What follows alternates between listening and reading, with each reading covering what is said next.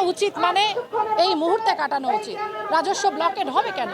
রাজস্ব ব্লকেড হওয়ার মতো কোনো পরিবেশ কেন তৈরি হবে বারবার? কেন এটিকে বোঝাতে এত বেগ পেতে হচ্ছে আমাদের যে একটি যৌক্তিক রাজস্ব সংস্কার সকলের জন্য দরকার।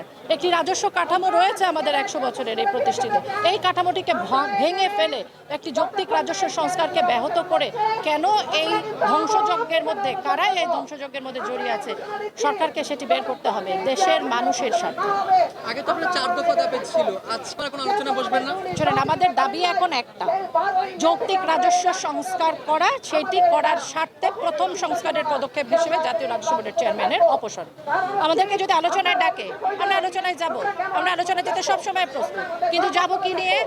চেয়ারম্যানের অপসারণের দাবি নিয়ে। এই বেলায় কোনো আপোষ হবার সুযোগ নেই।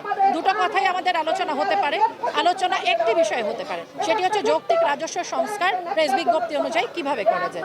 আর দাবি একটাই, চেয়ারম্যানের অপসারণ ছাড়া এই যৌক্তিক রাজস্ব সংস্কার শুরু হবে না।